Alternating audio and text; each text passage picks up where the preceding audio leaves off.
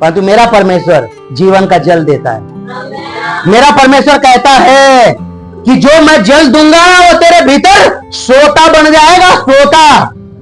अंदर से खुशी उमड़ेगी, घरे बैठे बैठे ही अंदर से जीवन का जल उमड़ेगा। दाऊद कहता ना, मेरा कटोरा भर गया और उमड़ भी रहा है। मन में सुकून का भरना, मन में शांति का भरना, मन में प्रेम का भरना, मन में आनंद का भरना, मन में खुशहाली का भरना, इसका मतलब जीवन के जल से जुड़ गए। हालेलुया। एक दिन आएगा, एक दिन आएगा।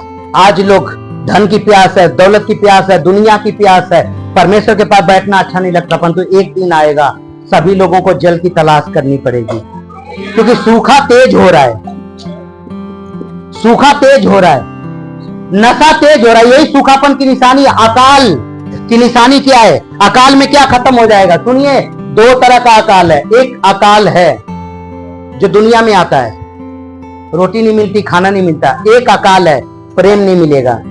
एक अकाल है, शांति नहीं मिलेगी। एक अकाल आने वाला है जिसमें आनंद नहीं मिलेगा।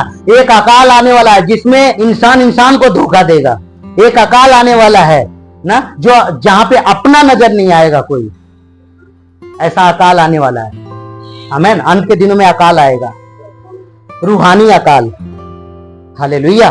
और जितने लोग दुनिया के पीछे भाग रहे हैं, इनको पता चलेगा दुनिया संतुष्टि नहीं दे सकती, दुनिया और परमेश्वर के पास आना पड़ेगा। ये कहां पे लिखा है?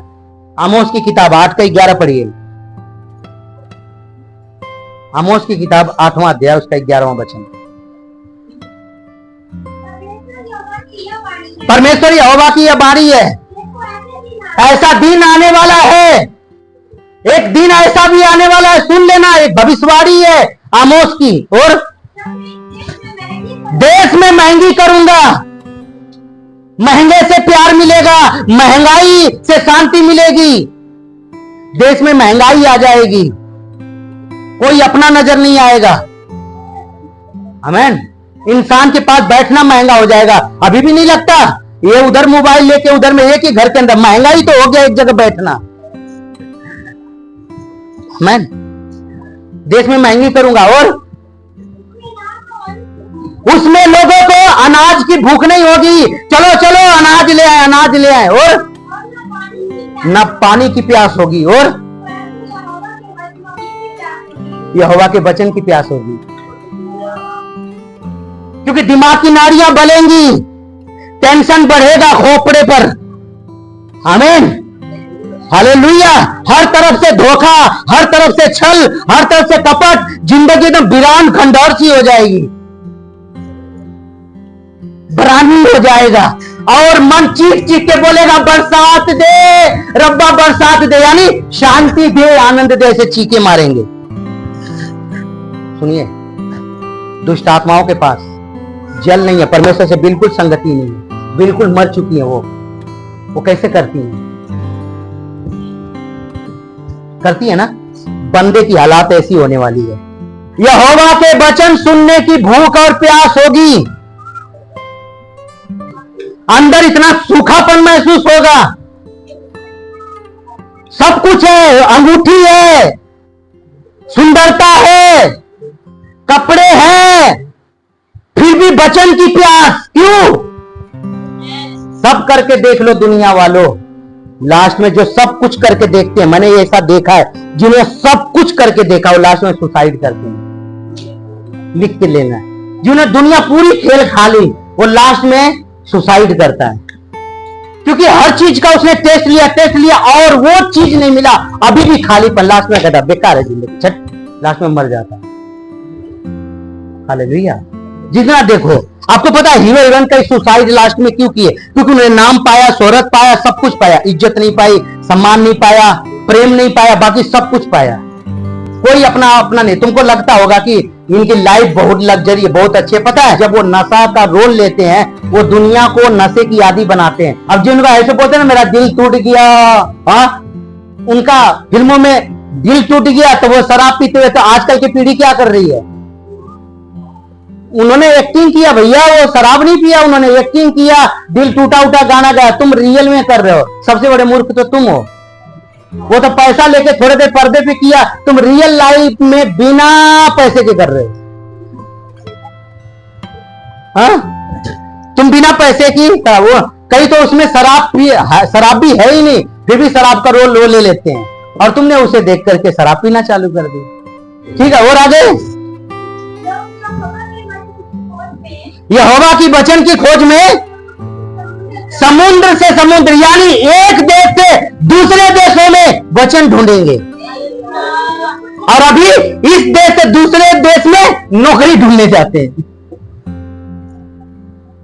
एक दिन आएगा जब इस देश से दूसरे देश में यहोवा का वचन सुनने जाएंगे, कि वहां सच्चा वचन मिलेगा, वहां सच्चा वचन मिलेगा, हमारा परिवार बच जाएगा, हमारे बच्चे बच जाएंगे, अपने परिवार तक को लेके जाएंगे और संगति सुनेंगे और ढूंढेंगे परमेश्वर के वचन को। क्योंकि बिगड़ापन इतना हो जाएगा, पीढ़ियां इतनी खराब हो जाएंगी, हर तरफ बर्बादी इतना बढ़ जाएगी, आसरा नजर आएगा। अगर परिवार बचाना है, बच्चे बचाना है, यहोवा की वचन की ओर चलो। दुनिया अज्ञान होती जाएगी, रिश्ते खत्म होते जाएंगे, परंतु जो यहोवा के साथ संगति करेंगे वो आज भी आदम अपनी हव्वा को ढूंढेगा। हाँ, कि मेरी हव्वा है, आमीन। एक मन रहेंगे, उनको कोई नहीं तोड़ पाएगा। और अब इससे अच्छा वो मिल गया, इससे अच्छा नौकरी है तो चले जाएंगे, परंतु वो जमाना देखिए जब एक अपाहिज के साथ भी पूरी जिंदगी गुजार देती थी। मेरा घर वाला है, कैसा भी है, मेरा घर वाला है ना। हालेलुया। पहले की दुनिया और थी, अब की दुनिया और है। हालेलुया। आपकी इंजॉयमेंट पहले से ही ना, इंजॉयमेंट करने वाली आ रही, नहीं मिला इंजॉयमेंट, दब दफा हो, उसके साथ इंजॉयमेंट मिलेगा ना, आनंद मिलेगा, घुमाएगा, खिलाएगा, उसके साथ ज्यादा सुख मिलेगा। ऐसा जमाना आ रहा है, इसलिए बाइबल पढ़ना जरूरी है। इसलिए अगर तुम्हारी कितनी भी अच्छी बीवी आ जाए, अगर उसे घर चलाने के लिए तुम्हारे साथ टिकना है तो तुम्हारे घर में बाइबल खुलना है। हाँ, नहीं तो कोई गारंटी नहीं है वो रहेगी। आमीन। क्योंकि अभिलाषा इतना बढ़ जाएगी ना, भूख शरीर की इतना बढ़ जाएगी कि व्यक्ति रिश्ते उश्ते नहीं देखेगा। और आगे, और उत्तर से पूरब तक क्या करेंगे? मारे मारे फिरेंगे, वचन दे दो, वचन दे दो। अभी क्या मारे मारे, नौकरी दे दो, पैसा दे दो, धन दे दो। एक दिन आएगा जो यहोवा को ही ढूंढेंगे। हालेलुया।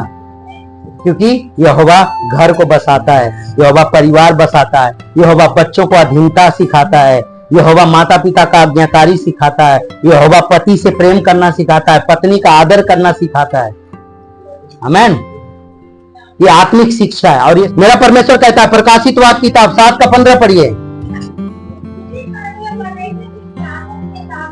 इसीलिए वो परमेश्वर के सिंहासन से क्या निकलता है? बहता हुआ सोता। वो सोता कौन है? प्रभु यीशु मसीह स्वर्ग से सोता बनकर आए, सूखे हुए में जान डालने, मुर्दों में जान डालने, मरे हुए में जान डालने, सिंहासन के पास, सोते के पास चले। और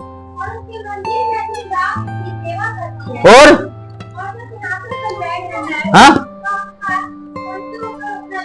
और लिखा जो सिंहासन पे बैठा है वो उनके ऊपर अपना तंबू तानेगा। तंबू क्या? सुरक्षा, ओले न गिरे, बरसात ना हो, मेरी भेड़ें नाश ना हो, अपना तंबू तानेगा। और सुनो, तंबू क्या है? उसका तंबू क्या है? उसकी शिक्षा। परमेश्वर का तंबू क्या है? परमेश्वर के वचन जो हमें सुख देते हैं, जो हमें रास्ता दिखाते हैं, हम सुरक्षित महसूस करते हैं, डर नहीं लगता। हालेलुया। और वे फिर भूखे प्यासे ना होंगे, प्यासा नहीं घूमेंगे, भूखा नहीं घूमेंगे। मेरे लोग भूखे और प्यासे फिर नहीं होंगे। और ना उन पे धूप, ना कोई तपन पड़ेगी, क्योंकि तंबू है सुरक्षा का स्थान, धूप नहीं लगने देगा। तंबू में धूप, अरे तंबू इसलिए लगाते ना कि धूप ना लगे। हाँ, तंबू में रहोगे तभी सुख पाओगे ना। बार बार तो तंबू के नीचे से निकल लेते हो। तंबू में टीको भाई। हाँ, तंबू में सब मिलता है। हाँ, तंबू में ही खाने की चीजें मिलती हैं, तंबू में ही आराम मिलता है, तंबू में ही सुरक्षा मिलती है, सब तंबू में मिलेगा। तुम तंबू से बाहर घूम रहे हो, वचन से बाहर मत घूमना। और क्योंकि मेमना जो सिंहासन के बीच में है, तंबू में क्या चाहिए? तंबू में रहने वालों, तुम्हें मिलेगा शांति, आराम, ठंडक, जो कुछ चाहिए तंबू में मिलेगा। इधर उधर जाओगे, अब बारात जाती है, बारात में जहां तंबू तना वहीं जाओगे, किसी के घर में घुस करके ठिकाना ढूंढे मार खाओगे। हालेलुया।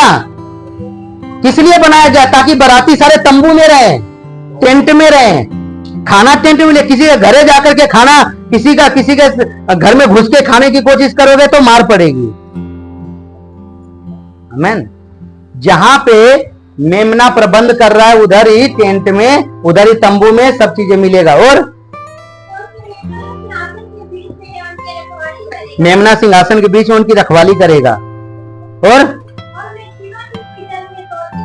जीवन रूपी जो तंबू में रहेंगे उनके लिए जीवन रूपी सोतों के पास ले जाएगा। तो हमारा परमेश्वर मेमना वो सब प्रबंध कराएगा, वो सब इंतजाम करेगा हमारे लिए। और परमेश्वर उनकी आंखों से सब आंसू पोंछ डालेगा। हालेलुया। आमीन। यूहन्ना का सुसमाचार 4:14 पढ़िए।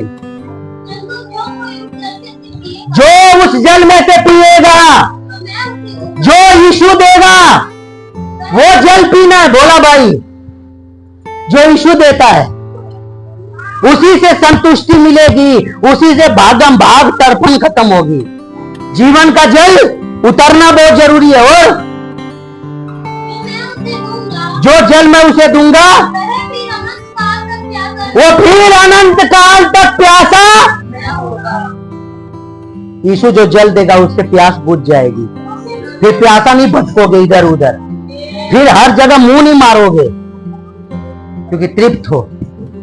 हालेलुया। पाप में मुंह नहीं मारोगे, व्यभिचार में मुंह नहीं मारोगे, हर जगह गुनाह में नहीं फंसोगे ना। और जो प्यासे होते हैं, जो प्यासा घूमते हैं, वो क्या करते हैं?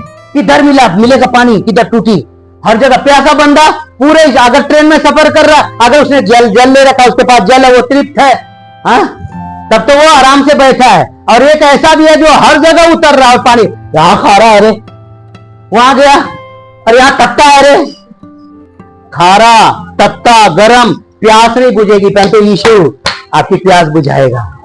यीशु अच्छा सोता है, जीवन का सोता, सोते से कभी गलत पानी नहीं आता। हालेलुया। आमीन। और आगे, जो जल मैं उसे दूंगा उसके हृदय में एक सोता बन जाएगा, खत्म ही नहीं होगा। कुएं का पानी खत्म की नहीं होता, सोते में जुड़ गया, जितना निकालते उतना फिर भर जाता है। ये वाला बनना है, या किसी 10-20 लोगों ने बाल्टी से निकाला, थोड़ी देर पानी रहा, उसके बाद सूखा कुआं, फिर रेत आ रहा है। जो सोता है उनके अंदर से कभी रेत नहीं आता। सोता वही बनेंगे जो अपने आप को संभालेंगे, सोता वही बनेंगे ना जिसमें यीशु मसीह पवित्र आत्मा काम करेगा। और आगे, इसीलिए अनंत जीवन के लिए उमड़ना है तो सोता बनना है। और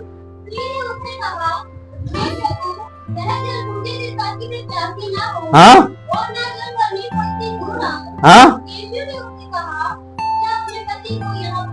अपने पति को यहाँ पे बुला लिया क्योंकि वह स्त्री पाप में थी और गलत चीजों से प्यास बुझाने की कोशिश कर रही थी। यीशु जान गया इसे जीवन का जल मिलेगा, और जब उसे जीवन का जल मिला उसका जीवन बदल गया। और जीवन का जल तब आपको प्राप्त होता है, पहले खुदाई होती है। जल सोता तभी मिलता है, पहले खुदाई होती है। जो खोदने देते हैं अपने अंदर, वचन को जाने देते हैं अपने अंदर, खुदाई कसी चलाने देते हैं, और फालतू की चीज जब निकाली जाती है आपके अंदर, तब सोते से मुलाकात होती है। पता, यूं ही सोता नहीं बनता। अगर आज हमें परमेश्वर का वचन, परमेश्वर का आत्मा ने दिया, तो पता है कितने सेवकों ने खुदाई करी है और सोते पे लाके छोड़ दिया। अब वो कहीं भी है, पता है जल निकलता रहेगा। आमीन। हालेलुया।